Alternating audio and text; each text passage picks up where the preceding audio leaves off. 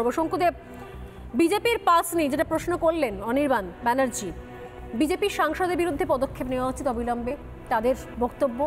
আর পাশাপাশি যেটা আমি প্রশ্ন করলাম, যাই কিছু নিয়ে ঘটুক না কেন, যা কিছু নিয়ে আমরা প্রশ্ন করার আগে কোথাও আমাদের প্রশ্ন করার আগে আমাদের রাজ্যের নাম জড়িয়ে যায়, আমাদের রাজ্যকে নিয়ে প্রশ্ন উঠে যায়, এটা কেন বারবার? দেখুন, আমি এই বিষয়ে উত্তর দিতে চাই, কিন্তু সেটা আমি পরে দেব। আগে গুরুত্বপূর্ণ একটা বিষয় বাংলার দর্শকদের দেখাতে চাই। আমি সোশ্যাল মিডিয়া সার্চ করতে করতে এদের বিভিন্ন প্রোফাইল দেখতে দেখতে একটা ছবি পেয়েছি, আপনাকে দেখাচ্ছি। দেখুন ছবিতে কাকে দেখা যাচ্ছে? তৃণমূল নেতা তাপস রায় দেখা যাচ্ছে। কাকে? তৃণমূলের যুব নেতা সৌম্য বক্সি। আর সাথে কাকে দেখা যাচ্ছে? ললিত ঝা। এই তো দেখাচ্ছি ছবি, দেখুন সংযোগ।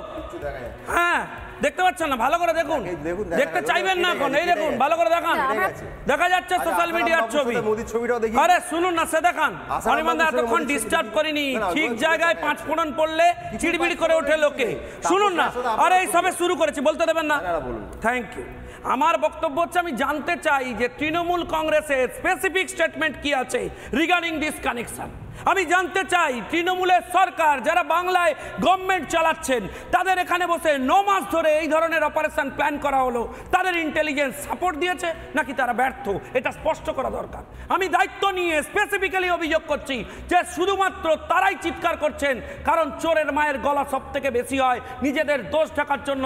আজকে সকাল থেকে আমরা দেখেছি সংসদে তৃণমূল কংগ্রেসের ডেরেক ওব্রায়েন এবং এমপিরা চিৎকার করছেন এই বিষয়টা ঢাকবার জন্য, কারণ এদের শেল্টার এরিয়া, এদের ফিডিং এরিয়া, এদের অর্গানাইজেশন তৈরি করার এরিয়া হয়েছে পশ্চিম বাংলার। পশ্চিম বাংলায় টুকরে টুকরে গ্যাংয়েদের স্বর্গ রাজ্য তৈরি করা হয়েছে।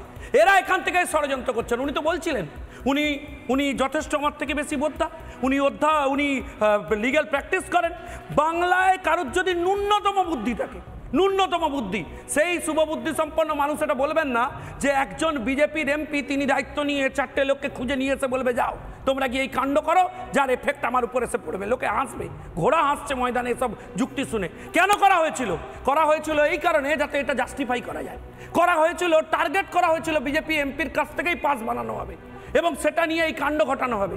এটা পুরোপুরি অর্গানাইজড অপারেশন এবং সেই অপারেশনে আমরা দাবি জানাচ্ছি কেন্দ্রীয় এজেন্সিকে খতিয়ে দেখতে হবে যে এই ঘটনার পেছনে তৃণমূল কংগ্রেস এবং বাংলায় লালিত পালিত হওয়া যে এই ধরনের আরবান নক্সালিস্ট অর্গানাইজেশন কানেক্টেড কিনা, এবং যারা যুক্ত তাদেরকে ইনকোয়ারির মধ্যে আনতে হবে এবং অবিলম্বে এই সমস্ত আরবান নক্সালিদের এখান থেকে তাদের কাজকর্ম ব্যান করতে হবে। এবং লাস্ট দাবি আমাদের, তৃণমূল কংগ্রেসের মতো দল যারা এই ধরনের ঘটনাকে শেল্টার দেয়, সেই দলের রেজিস্ট্রেশন বাতিল করে তাকে ব্যান করা উচিত। ব্যান করা উচিত এই ধরনের অর্গানাইজেশনকে। না, আরবান আরে কি কাণ্ড ঘটিয়েছে ভাবুন। আজকে পর্যন্ত আমাকে একটা সকালবেলা আপনারা দেখিয়েছেন, রিপাবলিক খবর করেছে, ভাই রাজ্য পুলিশ কি অ্যাক্ট করেছে, তার দোকানে গিয়ে একবার ঘুরে এসেছে, ভাই রেজিস্ট্রেশন হয়েছে, কি অ্যাক্ট করেছে, এই ছবি দেখা যাচ্ছে। দলের নেতাদের ডেকে জিজ্ঞেস করেছেন যে বড়বাজারে কি কাণ্ড ঘটিয়েছিলে, কোথায় তোমরা তৈরি করেছো? ভাই যাদবপুর বিশ্ববিদ্যালয়ের সেন্টার এরিয়া। অনির্বাণ একটু জেনে বলুন, দিল্লির পুলিশের সূত্রেই খবর সামনে এসেছে, দিল্লি পুলিশের জন্যই যে কজনকে অ্যারেস্ট করা হয়েছে। আপাতত পুরোপুরি অর্গানাইজড অপারেশন, ডেফিনেটলি নক্সালিস্টরা অর্গানাইজ করে বানিয়েছে।